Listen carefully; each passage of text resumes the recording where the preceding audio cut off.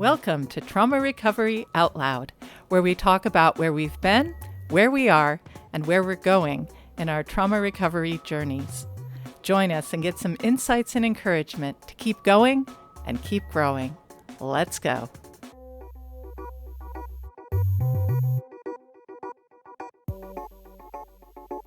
That's about depression. Yeah. I thought in case we started saying, what is the definition? I found one. Are we blobs? Have we blobified? Not actually, no, because Oh. I pushed my screen further back than normal, so I can actually kind of see you. And I have the screen bigger because I've changed my camera thing, so I'm actually looking at the camera now. Cool. Instead of looking at the screen and the camera's above me. Yeah. Which was never, it made me look like I was doing this all the time. Yeah. So now I look like I'm looking at the screen. So, yeah. Anyway, hello. Welcome to the podcast. I'm Stephanie Dunham. I'm Evelyn Mason. I'm Rochelle Knapp.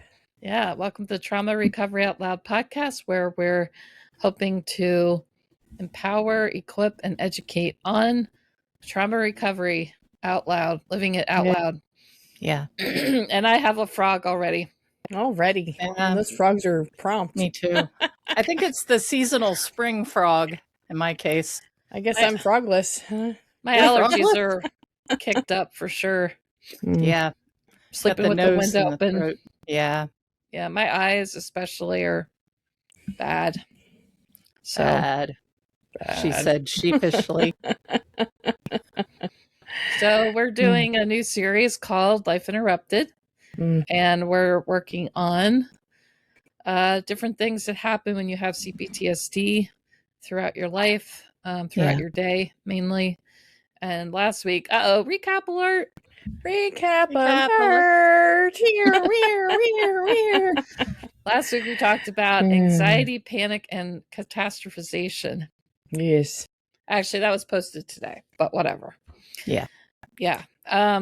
And we talked about what it's like to live with it. Like, what are the things that happen throughout the day and throughout the week and the month, the year, the life, etc. And to some degree, how we deal with it. Yes. Yeah. So today's topic is depression. Yeah.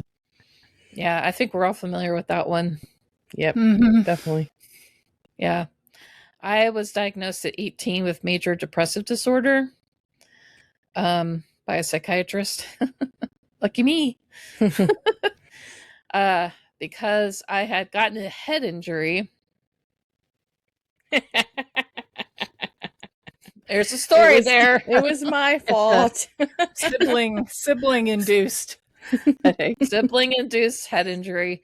And I had I had a concussion, and I had ongoing neurological problems. Like I couldn't walk straight because I was listing to one side because the back of my ear was whacked, the mastoid bone, so it threw off my balance, and I just couldn't walk straight, and I was having headaches and a lot of different things. And my mother took me to a neurologist, I think a regular doctor, and then a neurologist. And the neurologist said, you should take her to the hospital. So I ended up at Christiana Hospital at age 18. And while I was there for a week, this is before PPOs and HMOs took over everything and limited how long you could be in the hospital, or even if you could be in the hospital. So I was in there for a week, and they did EEGs and MRI and bunch of different tests, and they couldn't find anything wrong with my head exactly, or at least nothing that it could, because I was having these headaches. And so I was talking to the neurologist or somebody at the hospital, and he was asking me about my home life. Well, this was at age 16, so I started telling him about the stress of living at home and the problems and everything. And he was like, I'm going to have someone come see you. And I was like, okay. Yeah. So it was a psychiatrist or a psychologist that came to see me, and we talked for a while, and they suggested therapy. So they also prescribed me my first SSRI. I think it was lorazepam. And so I saw this psychiatrist a couple of times and told them about things that were happening in my life. My mother made sure I never went back after a couple of times, but that's when the first diagnosis of major depressive disorder came up. And pretty much followed me till about 5 years ago. I don't feel depressed anymore. I don't know if I am, or I don't know what my therapists think, honestly. But I don't feel depressed, at least not how I used to. But there were definite, like, really, really low points. Really low and really, I don't know. It never got so dark that, I felt, that thing. Right. I don't think I ever went there. But I was never actually one who would just went and get out of bed. I just was interested in things and had no energy and no focus and no drive, really. I was just kind of getting through life. So when I actually started doing things, I started to feel better. Yeah. Yeah. So that's sort of where I'm at with depression as far as an overview of my life. Yeah. When I was 14 and living in a foster home, I had to go see a psychiatrist as part of the whole living there thing. And at that point, I was severely depressed, and so the thing, and had attempted a couple of times during that time, and was hospitalized for that. And then 14 years later, at age 28, similar. Actually, that's not true. 21, I was in the hospital again for the same thing, and then they diagnosed me with depression officially again as an adult. And at age 28, another attempt again. So I've had it those 3 times. I was essentially told, and then when I was it was 31 or 2, I was diagnosed with functional depression because I was functioning, but I was just surviving. I wasn't really living my life. And that I kind of feel the same way Steph said. I don't feel depressed anymore. I certainly have low moments, but I don't feel like I'm just want to stay in bed all the time like I used to feel. Like I haven't felt that way for a long time. Yeah. And I don't know if that just comes with age or I don't know, or processing things. I'm not really sure. But I think once one psychiatrist told me that I was traumatized, weirdly kind of shifted things because then I understood a little bit better, and then I was able to grasp what had happened to me a little better. And I think that kind of helped the depression because my depression was based in I didn't understand why I felt the way I did all the time, why I felt so bad all the time. Right. I just kind of lost my will to live a lot of the time. Right. But I kept going, kept surviving, kept doing all that, trying to figure things out. And what carried me through that was wanting to understand. So even though I was severely depressed at times in my life, I wanted to understand what was going on. I didn't give up in that sense. I never gave up on myself for that reason. That's in a nutshell. That's basically what happened. There's a lot more to it, but that's what happened to me essentially. Yeah. Yeah. This is a big one in my life. I was never officially diagnosed with depression. I was diagnosed with bipolar back in 2005 after having a complete breakdown and an attempt and 2 weeks in intervention center. And that's, I mean, that was just like a horrible point. And then, years later, I had another where I was just totally had given up. But when I think about depression, it seems like ever since I was a kid, I've had some sort of just like almost like a cloud, like sadness, heaviness. I remember it just, I think it kind of started when I was in second grade. I was bullied pretty badly. And I started to feel like I'm I'm not good enough. I'll never be good enough. I'm not like them. I'll never be like them. And just feeling this heaviness and it's a lot for a child to carry. I was very fortunate that I had a really good friend. And she and I were both bullied together. But I just remember there were mornings when I would wake up starting like in middle school where I just felt awful and I didn't want to get up. And then I would force myself to, go into the day. And so, it's just like this sadness, this heaviness, and that would spike all the way to hopelessness. And there were times when I did give up. I'm sorry, my apologies. There's a mower right there. Again? Second week in a row. I know. Don't worry, it'll get filtered out later. Don't worry. Yay! That's what I'm grateful for our tech lady. But I it's awful. I think for me, what really would when depression would really kick in is when I would feel like I can't fix this, I can't change this, there's nothing I can do about it, and just be convinced of that. But trying to still, get on with my day, but just carrying that, like this feeling of it's not going to get better. Yeah. I would say I still have some of that, but I don't think it goes all the way into depression like it has in the past. I am on a relatively low dose of antidepressant that I take every morning. But, and I can tell when I miss a dose or two, like, oh, I better take that. So. Yeah. And then you also had a postpartum. Yes. Right.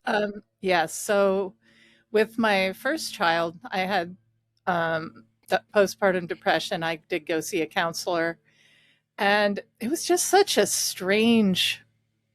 It was kind of like my mind felt like it had been hijacked. I was so afraid. It was my first child, and I was so worried about her. There again, often anxiety hooks up with depression. And I had this feeling that, she wasn't getting enough to eat. And, my poor counselor, I shouldn't say poor, she was doing her job and she was doing it well. She would say, you need to believe in something outside of yourself. Like, do you have some place where you can weigh your baby so you can see she's a good weight? And I was like, yeah, actually I do. And she goes, okay, can you trust the scale? Can you, but it was awful. And it lasted for about a year. It got, excuse me, gradually better in that year, but it was really bad to begin with. Yeah. You mentioned medication. Lorazepam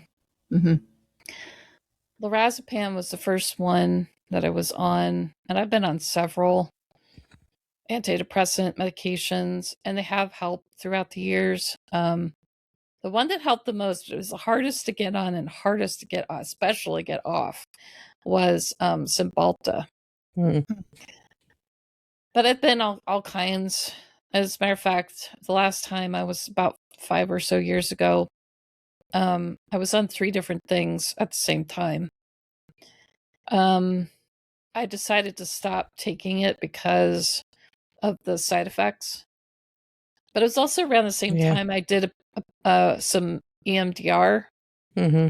And it seemed to help.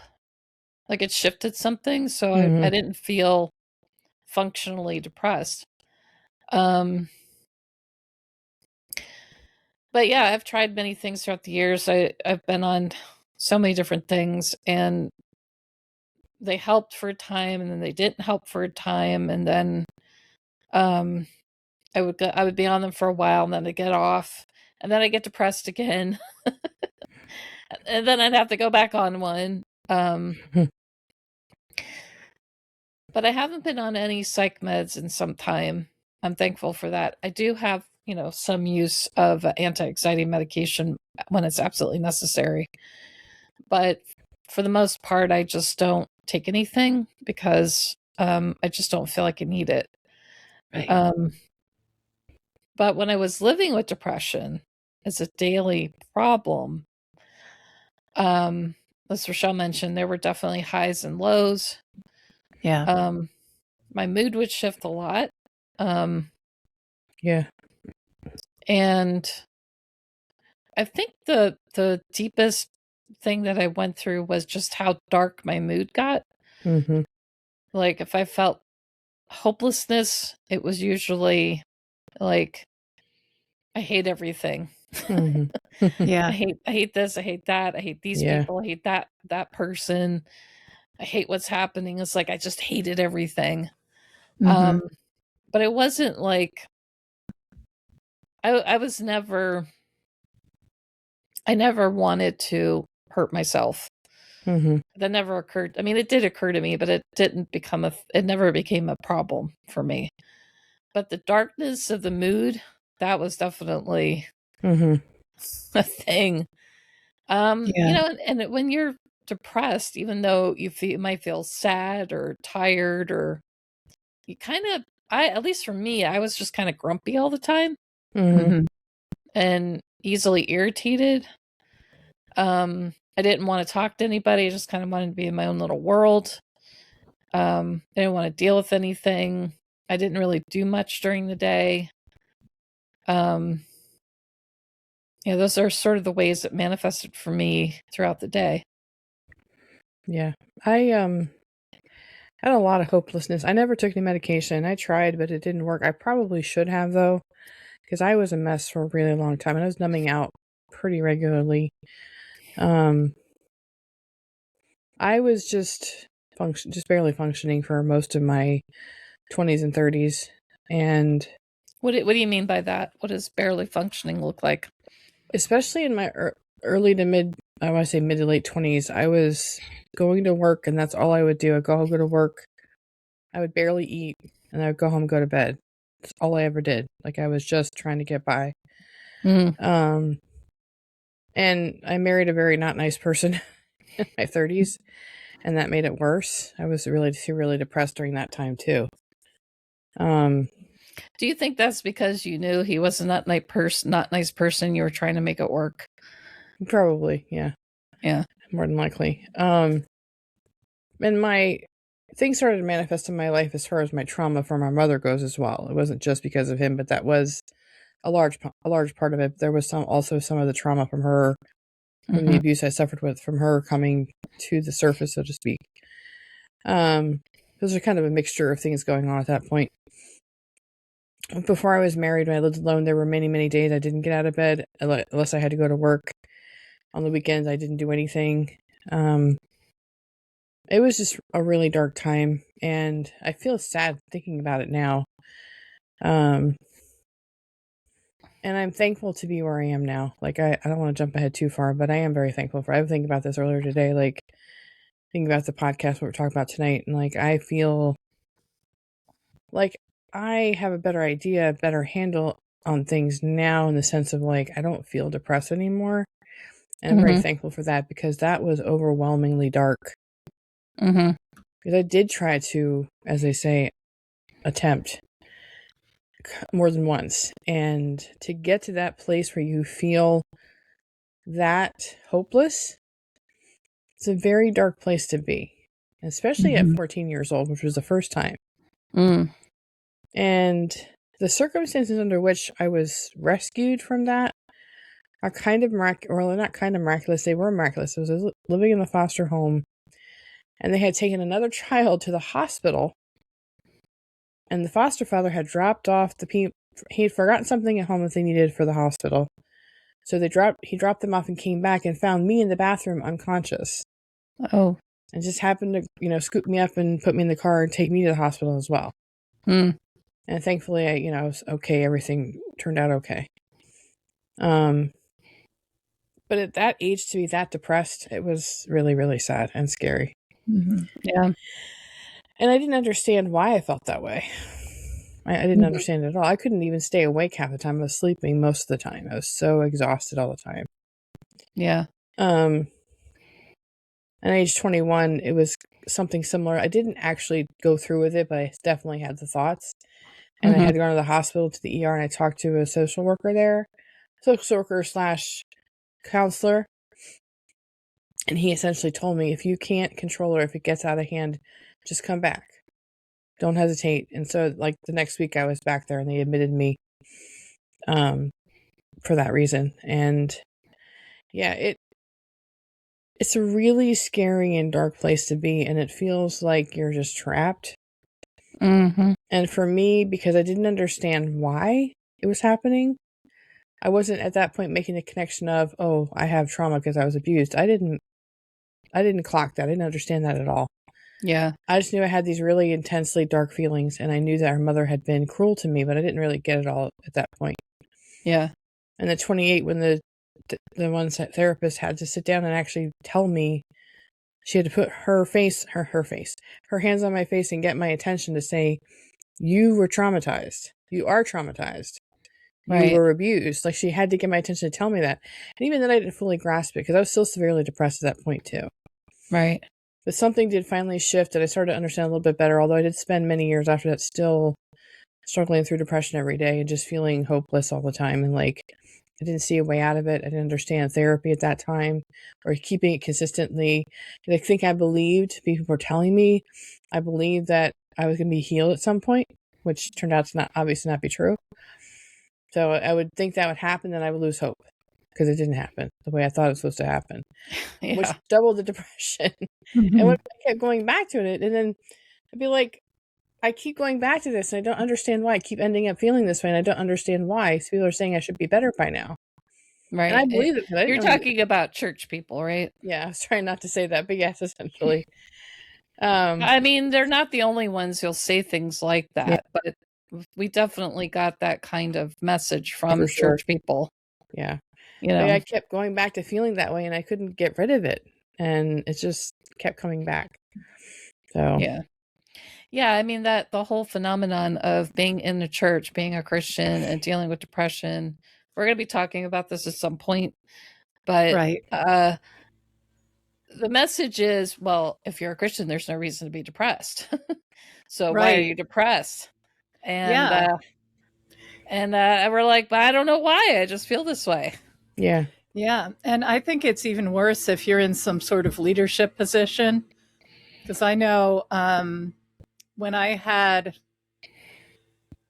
the first couple of really severe, especially after after I had my son, I should say, and I went for a while without sleeping, which messed with my head, and I became depressed, and then I went all the way to psychosis in that case, and I attempted, and how do you go back to church? Like, how do you ask for help when you're the pianist and your family is, my dad was in leadership, and I was in, very visible, to people, and they would kind of look up to me in a way. And how do I explain? And it was so hard because there was in me to just sort of act like everything was okay. But it got to the point with that particular episode back in 2005, I would literally be laying on the couch all day long. My body felt heavy, and they tried all kinds of antidepressants and things. They even tried lithium, which made me spontaneously vomit. It was not fun. I had to carry. I'm sorry, but and the psychiatrist was like, sorry. That's weird. That's not horrible. what she was trying to tell me. That's not really a side effect. I'm like, it's because I'm on lithium. I don't know what else to tell you. So they're trying to do these things. I'm trying to function but my body felt heavy. Everything felt literally heavy. And if I would get up to walk, I moved more slowly. I was on some pretty heavy medications because I had attempted, and they're trying to like bring me back after a fashion, Right. And, I couldn't go to church. I remember my mom like I was like, it's all I can do to take care of my newborn. I Right. would get up. I had to stop nursing, which also, because I had nursed my other children and I didn't want to stop, but I had to because of my medication. That fed Yeah. into the depression. Mm. And I could barely take care of my son. My mother-in-law came and stayed with us for a while to take care of my girls. So I had, 3 little girls and then my little boy. And yeah, what I found though, when I did open up a little bit in a small group, one of the ladies was like, I get it. I understand. And that was the first time that I got affirmation from a church person, and she wasn't trying to fix me. She gave me a book that had encouraged her. And it wasn't a fix you kind of book. It was from someone else who had been through postpartum depression. And I found it encouraging and I started to feel hopeful. And for me, there were 2 things that helped: the truth and hope. The truth about I'm not a horrible mom, or I'm not whatever the lies, that made me feel depressed. And then that gave me hope. And then the hope, built. But yeah, it was really hard. You get to the point where you can't perform anymore. I couldn't pretend I was okay and just go to church. Yeah. Hey, I'm good. Yeah. Yeah. The act was over. I'm really happy for you that there was somebody who understood what you were going through enough to treat you well. And I'm not saying that there weren't people in the church I was in that weren't helpful, but the majority of people that I talked to in one capacity or another, because of their mentality, was that I shouldn't be depressed, I shouldn't be anxious, the past is in the past, that kind of stuff.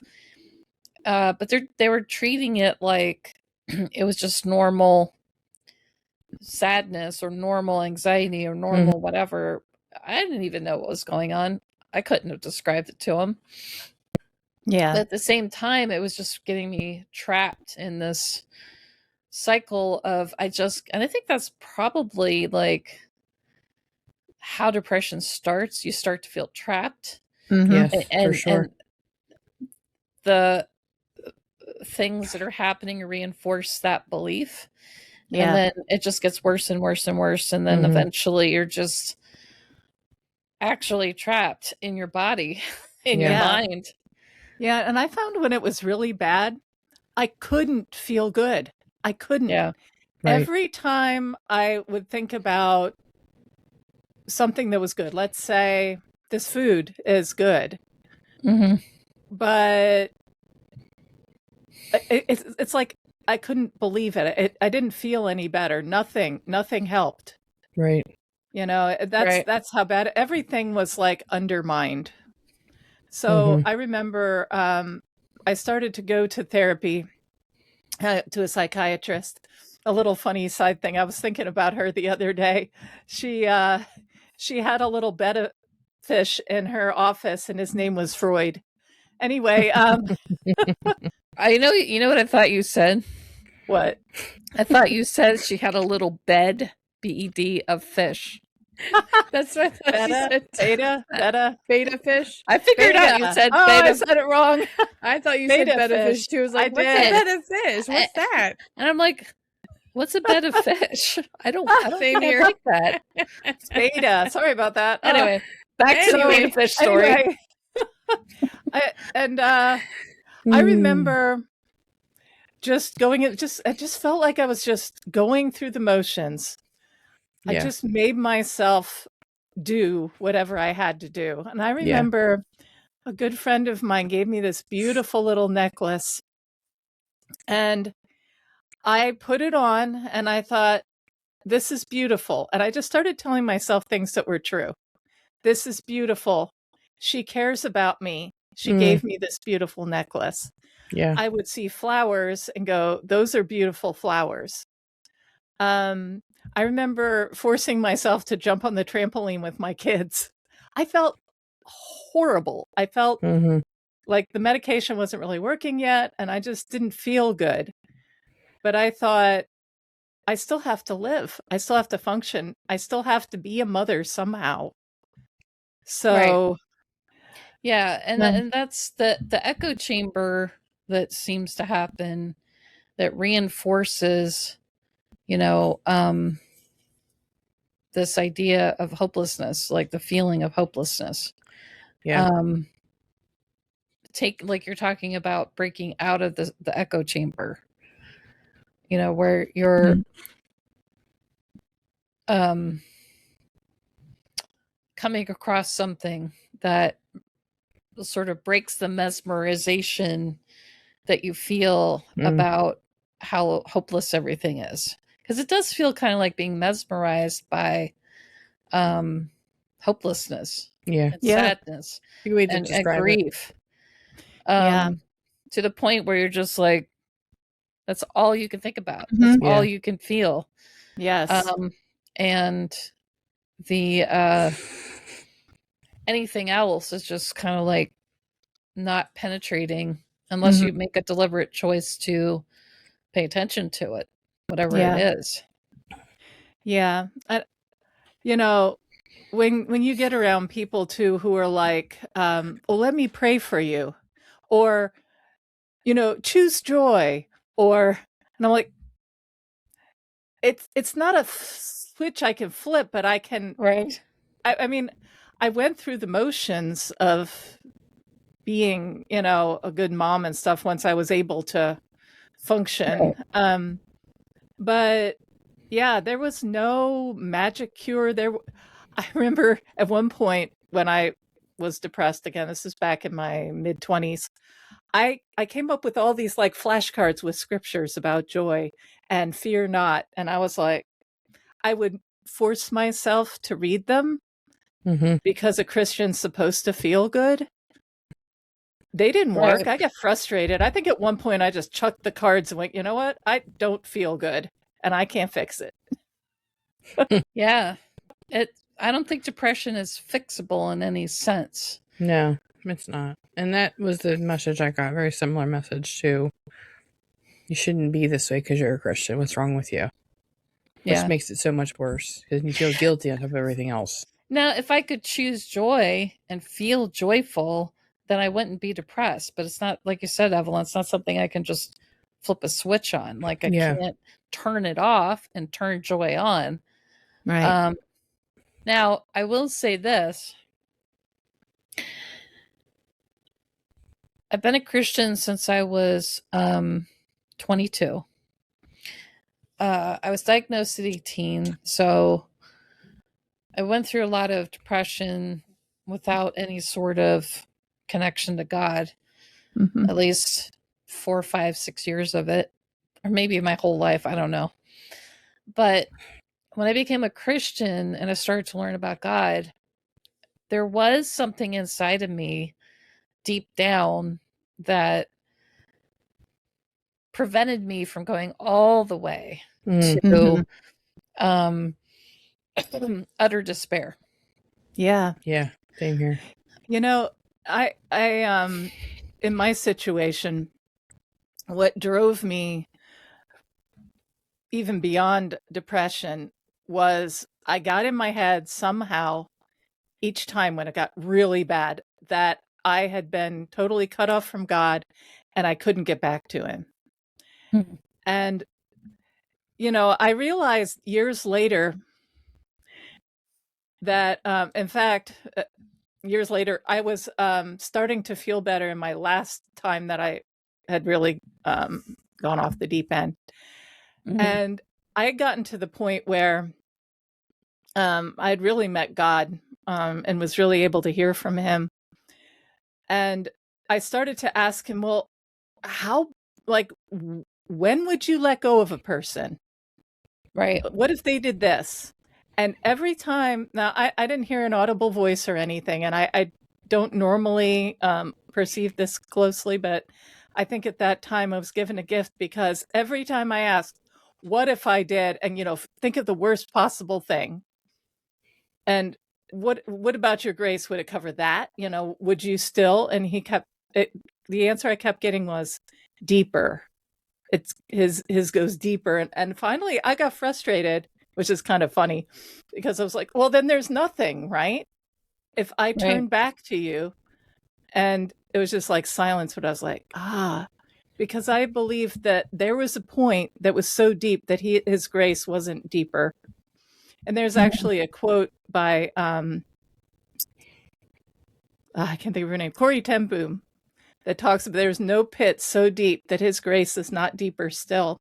And when I read that, I might not have it exactly right, but when I read that, I was like, oh, that's what that was about. Lahab. So, that, realizing that, and then looking back and realizing I was a Christian ever since I was really little. But all of those times when I had gotten to the point of attempting, there was one where the doctors were like, you tried to do what? Like, there was no evidence at all. Mm-hmm.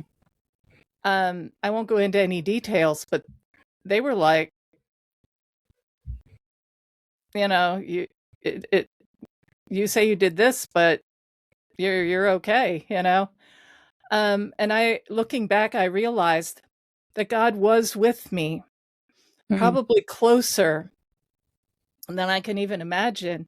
So near, I couldn't feel him, I couldn't sense him at all. I thought I was completely cut off from him, but he never let it get so far that I succeeded, obviously, and he was always there. And when I reflect on that, I'm like, his grace, his goodness, and he protected me. Yeah. And, and that's him, Yeah. Yeah. Like I said, when I was 14 was the first time. And the other two times I don't know what I said earlier, but I want to correct myself. I didn't go through with any sort of physical act, but I did have the thoughts both of the times at age 22 and then 28. And 22 was the year I got saved as well. But that same following year or something like that, I ended up in the hospital for those types of thoughts. And something similar to what you said, Steph, well, both of you basically have said, especially the third time, God did carry me through that. Because even when I was 14 and I did go through with it, he still rescued me. I believe he sent the foster father back for that reason. I believe that was all orchestrated. I don't know for sure. I don't know how God works exactly. But it seemed like at the time, and I still kind of think that I was rescued for that reason. And because I was so far gone in the terms of how I felt, I had no place. I literally had no place to go except to God, because I couldn't do anything else. Like you said, I didn't feel any better. I didn't feel good. I felt unhappy. I felt physically exhausted all the time. Nothing helped me feel better. And the only thing I had to hold on to was God at those times. And I didn't feel completely hopeless because of him. I couldn't go all the way to hopelessness, like deep, dark despair. There was a limit to how far down it would go. Right. Even though I had those types of thoughts, I didn't act on them. And I like to also just distinguish, we're talking about, like, I don't know, are we really talking about normal? This isn't like normal depression, or what is normal depression, I guess, as opposed to what we're talking about. Well, I don't know I know that PTSD related anxiety is definitely different than normal anxiety. Like, because we talked about that a little bit last week, where anxiety with PTSD is more related to triggers, flashbacks, memories. Yeah. The amygdala is always on and never turns off, kind of a thing. There's normal anxiety is more Right. like in the moment, something's happening that you would normally feel anxious about. Yeah. Right. It's just normal. Yeah. But depression, I'm not sure that there's a difference between, Yeah. because I think depression is just depression. Yeah. Especially if you're clinically diagnosed, you can still have all the same problems. Yeah, I don't know Yeah. if Talked there's about. really a difference between any particular source of depression. Like, I think it's very individual because we all have three Mhm. different stories, three different Right. experiences. Although there's some similarities, we have three different lengths of time and kinds and like responses to medications. It's like I don't think there's really a norm. Right. I could be wrong. I don't know. I'm Yeah. not a psychiatrist, but I don't think there's like a norm for what it's Right. like. Yeah. I think there might be a thing called situational depression Mm-hmm. where there's something happening to you that's causing you depression, but it's short term. Yeah. But even that is still not that different from ongoing, like a major depressive disorder diagnosis.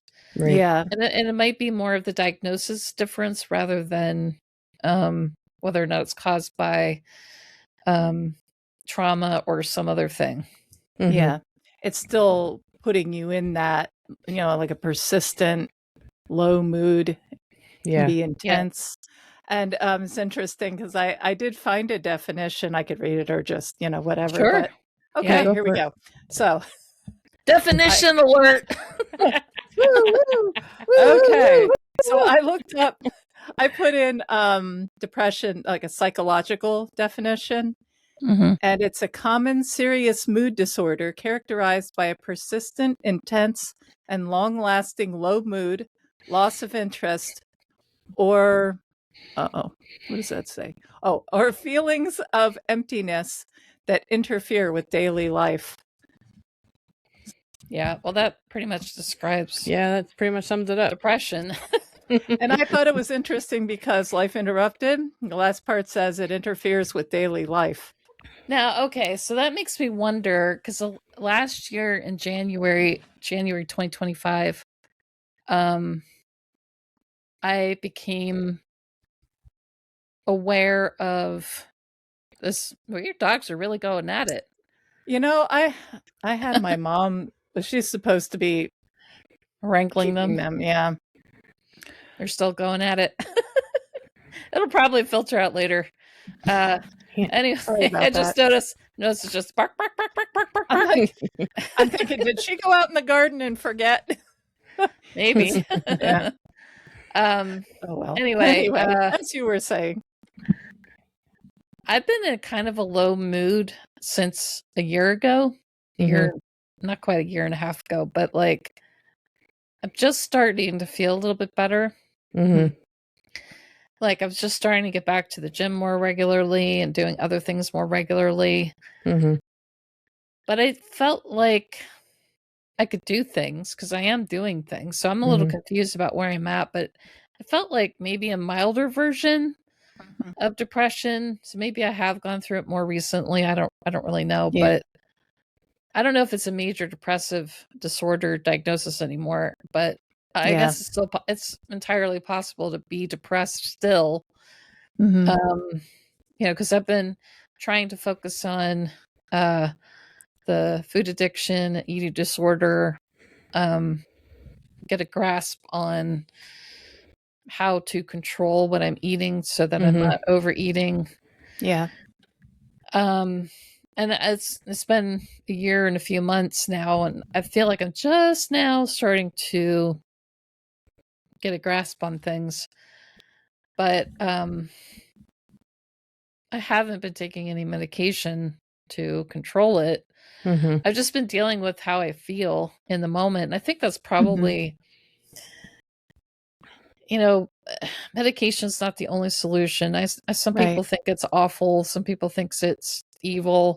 Some people say it helps. Yeah. I don't know that there's any right answer. I don't think medication is the only answer. I think therapy helps. Definitely. I think, you know, I don't want to get on the positive affirmations train. Exactly. Right. But yeah, that kind of it does help to focus on positive things. Yeah, just ride what's a positive, true? Could ride a positive affirmations bicycle. I'll make sure Okay. a bicycle goes across the screen while we're talking about bicycles. Forget the train. Yeah. It's smaller vehicle, so you're not on a train. You're just on a bicycle. It's just temporary. Oh my goodness. So, yes, cue the animation. But I found that definitely therapy ongoing. I find too in the process a lot of the things that I was really depressed about, I was thinking about in the last a little over 2 years. More than that, actually, more like 3. So divorce, very painful divorce, then estrangement from my daughters. And I'm just, I can't, at first it was like, this shouldn't be this way. And I want to fix it. And I want to make it better somehow. And of course, my marriage was over. I did, whatever. But especially with my daughters, and I was just like fighting this, like, I don't want it to be true. I don't like this. I need to do something. I should reach out. I should say something. I wanted to fix it. And that just kept that, the wheel going. It just kept it going, just round and around. And I found that acceptance, this is what's true and this is why it's true, and you can't fix it. Yeah. But you can work on your own recovery, and there are things that I was focusing on. I stopped trying to fix the rift between my daughters and me, in that, I stopped just, gotta fix it. Let me just shoot him a text because I'm worried or upset, or, and none of that went well. And I just felt worse because it wasn't working. Right. But, I know through therapy and especially it's like, but, with my therapist talking to me about, can you accept that this is the way it is? Can you accept that this is going to go on for a long time? Yeah. And that they're adults and, different things. I found that at least I wasn't fighting anymore. There's something about acceptance and just going, okay, well, I can't fix it. I think that hopelessness of everything I'm trying isn't working, was the problem. Yeah. So acceptance helped me to get off of that. Yeah, because hopelessness and despair typically is what leads to depression. Like if you feel trapped in a situation that you can't get out of and there's nothing you can do to fix it, that often leads to this depression. Now, trauma-induced depression, it's not quite so cut and dry. Yeah. It's more like, the thing I'm struggling with right now, for example, is feeling trapped in the cycle of trying to be the perfect daughter in almost all situations I'm in, especially where there's some kind of an authority. Yeah. Yeah. And I feel trapped by my mother's behavior putting me there.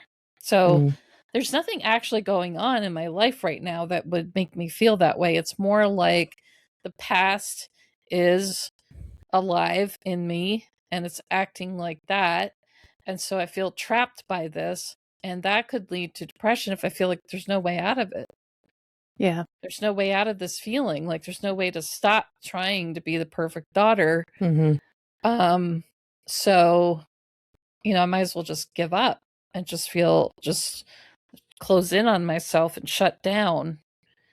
And, so like you're saying, of acceptance of reality, acceptance of whatever. In my case, I, I think I'd have to be accepting of myself as flawed. You know, like that's why therapy is useful, because I can't get there on my own. Like I need to talk to someone who knows what they're doing and how to Yes. react to what I say in a way that's actually helpful. Yeah. You know, I did a good bit. I had therapy today, of course, and I did that a good bit today with my therapist, and just talking about, you know, this whole concept of being, quote, the perfect daughter, and what my mother would do to trap me in this existence. I think at age 18, when I graduated, this is the first time I experienced like really deep depression and dissociation, outside of the things I experienced as a child.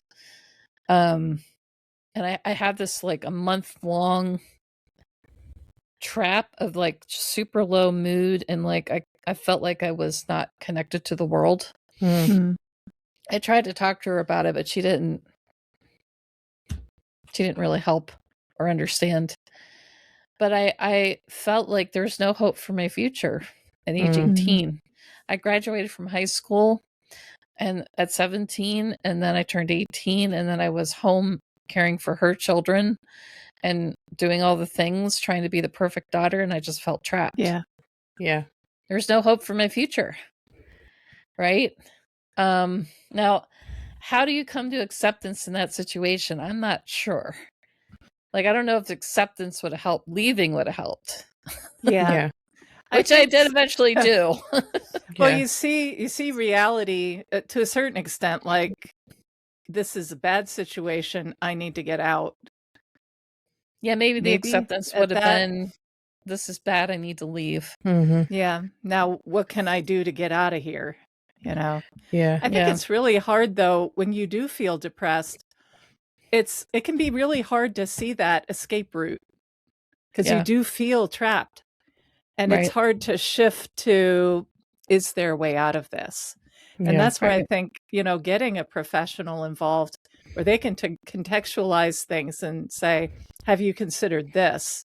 You know, and I know sometimes too, like, you know, I've heard stories of people that kind of like with you, Rochelle, where somebody else was able to intervene, you know, where somebody else, you know, would ask a question. You're like, I hadn't even thought of that. Or, you know, like when I was in a bad situation in an abusive marriage, and Steph asked me, you know, are you okay with him talking to you like that? And I'm like, what? Like, I didn't realize I was so trapped in that situation. But sometimes you were so used to it, that felt normal.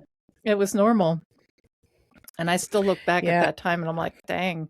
But sometimes you just need somebody else, or some kind of glimpse of something that, oh, what if I tried this? And then that can eventually get to where at least you can manage it, you know, instead of feeling trapped and there's nothing I can do. Well, maybe I can't fix this, but there are things I can do to manage it better, so that I'm not, like you said, Steph, collapsing in on myself. I can open up and go, okay, I could do this over here, and it can help. Maybe it won't fix it, but it can help. I think other things you can do, like good nutrition, good sleep, exercise. I know one of my favorite mood boosters is exercising. Yeah. I went to the gym today. Now I've been having a problem with my sacrum and my lower back and my tailbone. Ugh, tailbone's a mess. Anyway, I went anyway, and I sat on the bench in the free weights area, and there's only one other girl. Everybody else was a gym bro. Young guy, full of muscles, pumping iron. You know, that is such a mood boost for me. I was so happy over there with the gym bros. They were totally ignoring the fat middle-aged woman, but I was so happy. I was doing all kinds of things with dumbbells. You know, it's such a mood booster for me. Yeah. And, you know, finding ways, you know, to boost your mood will help. It's not the answer necessarily, but will help. Yeah, it's another thing you can do that helps. And I know, like, when I broke my foot, and before I broke my foot, I was ramping up my exercise. I was getting where I was doing about 15 minutes of intense exercise in the morning. Then I'd go for a walk, and I was starting to do the things, and then I went from that to I can't even walk. And then I can get around, but I'm in pain. And, and I found a couple weeks in, I was like, I just felt awful. Like I didn't just hurt, but I felt down. And I started to think about, why do I feel down? So I realized there was a connection there, because I feel better too when I exercise. So I started to think, okay, what can I do? Right? I couldn't get up and walk around. But I started I thought, well, I could do stuff with my arms. I could do arm circles. I could do neck circles. And I actually developed this little stretch routine that I'm still using even as I'm recovering. But it helps. I mean, any little thing you can do, certain foods, getting out in the sun. That was another thing. I found it difficult to go outside. As soon as I could, and the day was nice, I'd crutch out, sit on a deck chair and just go, okay, sunshine. Ooh, I hear birds, Now, I just want to be clear. We're not suggesting that these things will cure your depression. Right. Yeah. No, it's not about a cure. This is not a cure. No, but boosting your mood,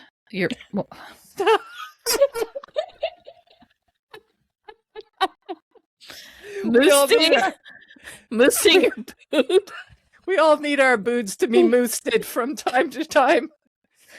You guys can, just if you take nothing else from this podcast, know that your bood can be moosted.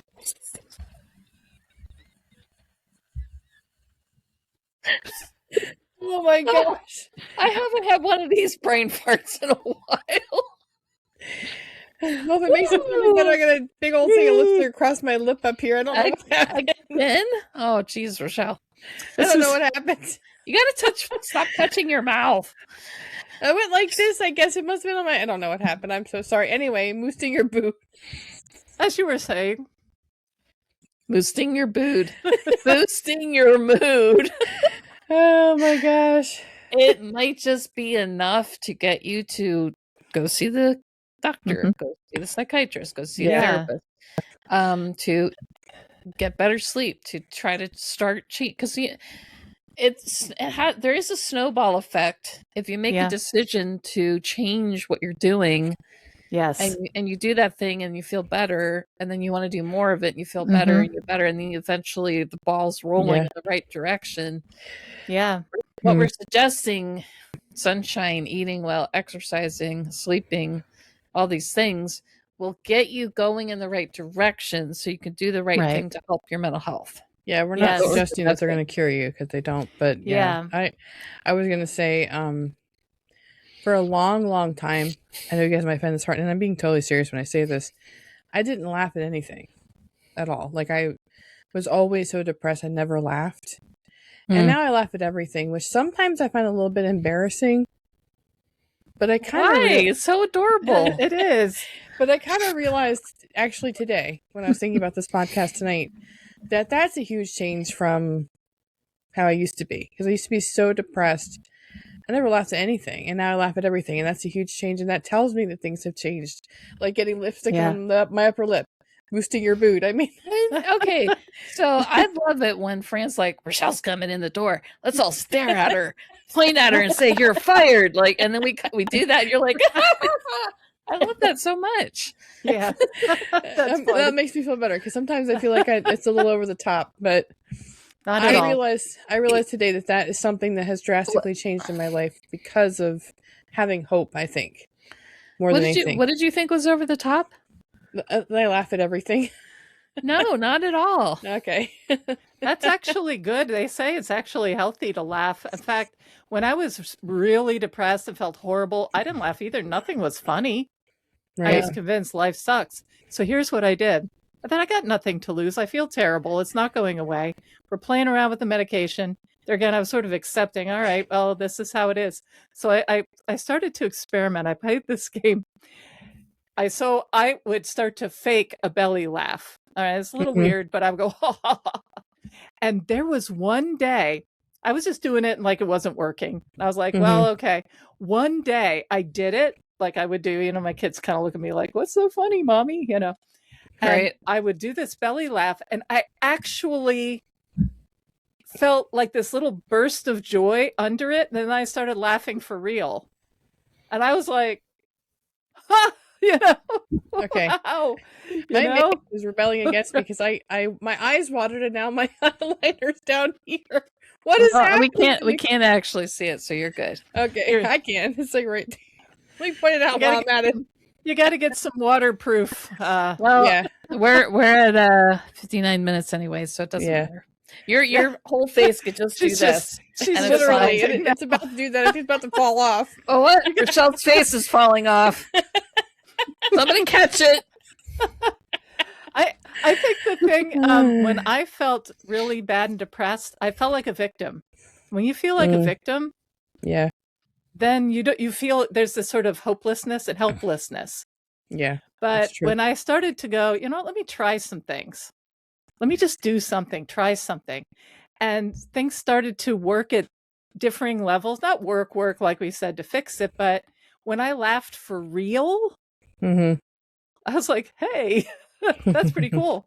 When I figured out a way to exercise around my issue and started feeling better, you know, it's like, well, what else can I do? What could I tweak? Oh, I definitely ate too much sugar because I felt depressed. So I ate sugar that made me feel more depressed, you know?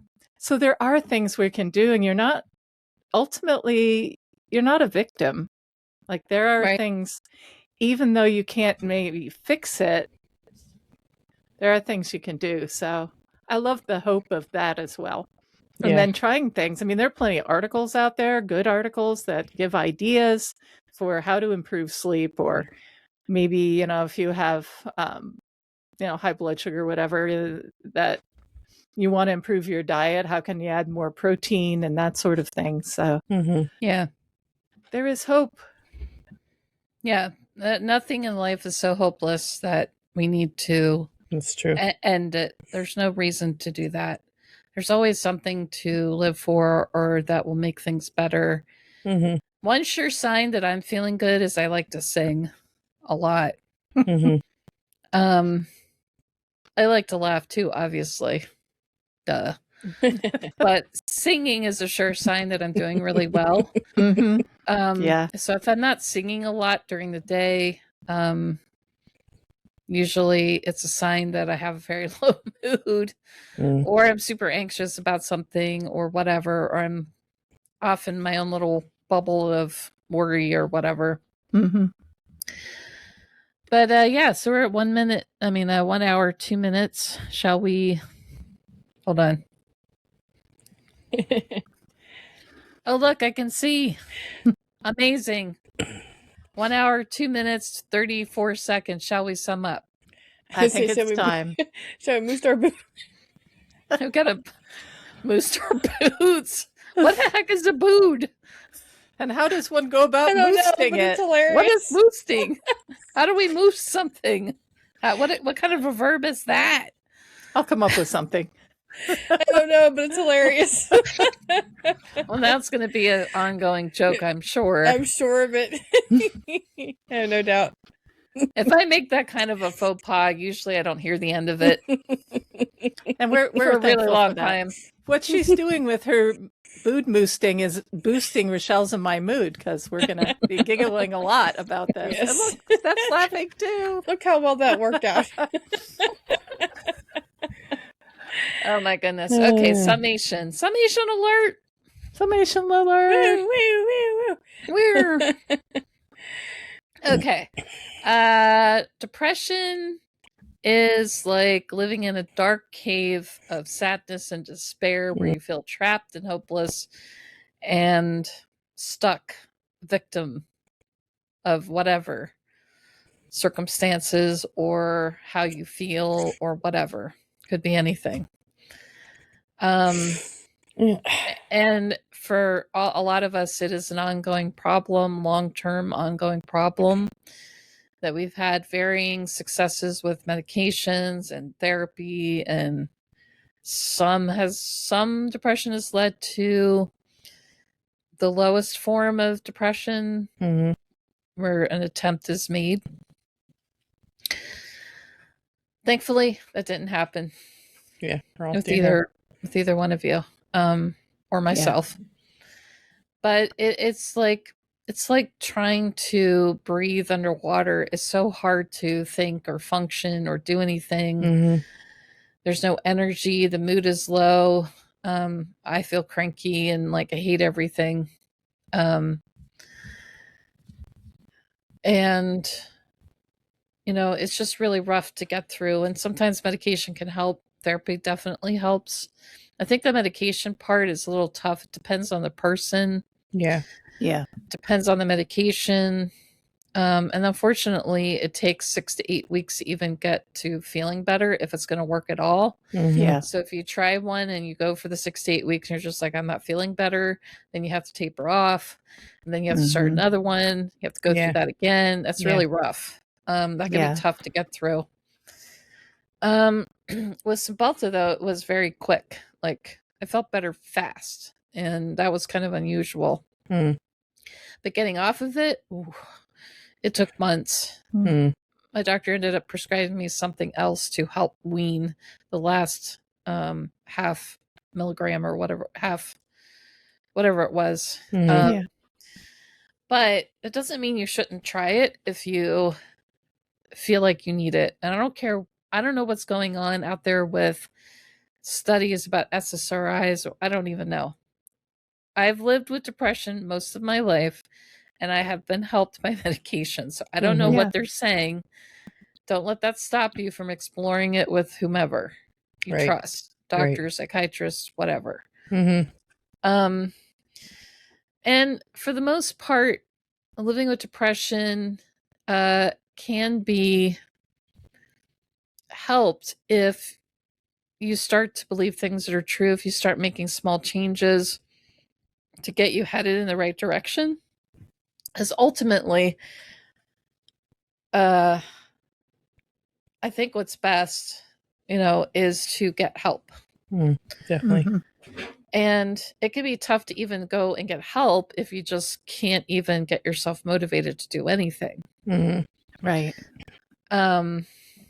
Agreeing to get help, seeking out a therapist or a psychiatrist or whatever, actually showing up at the appointments, talking about things. That's all hard to do when you're feeling so depressed. Yeah.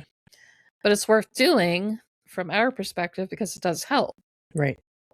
Especially if they're challenging your perspective, if they're, holding up a mirror, if they're offering a different different way of thinking about things, or suggesting acceptance, or whatever it is you need in your hopelessness and despair. Mm-hmm.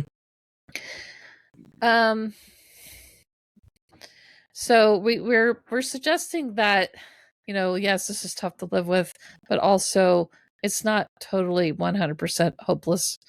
There is hope. There is room for getting better. Yeah. You can find a way to start getting healthier in your mood, healthier in your perspective, start seeking help, get what you need, do things that are joy inducing, deliberately laugh like Evelyn did, or take some vitamins, get a good night's sleep, eat good food.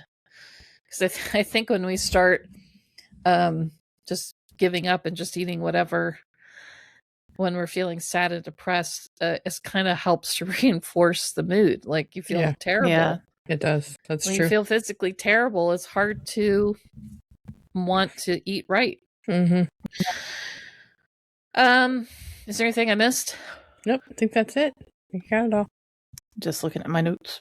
Yep. I think you did it. All right. Well, so thank you for joining us today. If you like what you're hearing, please comment, like, subscribe, share, push all the buttons, all do the all the things. things. Push all the buttons, Push do the all buttons. the things. You know what to do. You know what to do. Help us out by sharing. Sharing, yes, please do. is Is caring. caring. And hopefully we've boosted your mood.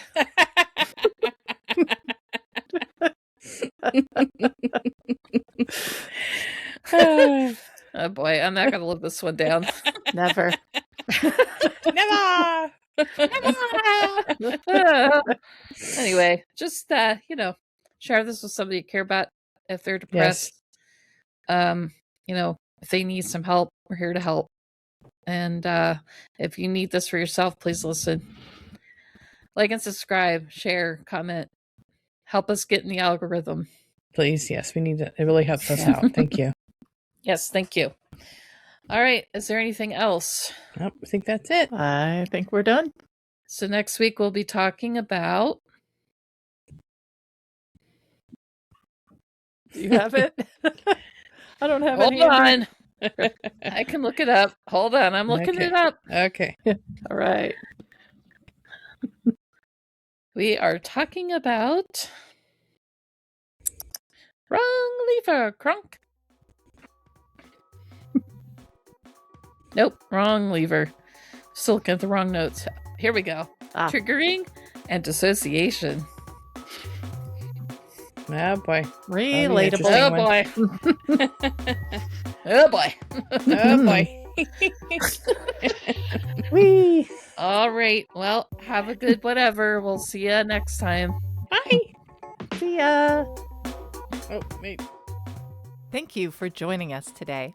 We hope you got some food for thought and encouragement to keep going and keep growing. See you next time. For more episodes, you can find us on Spotify and YouTube. Comment, like, and subscribe to spread the word and help the channel grow.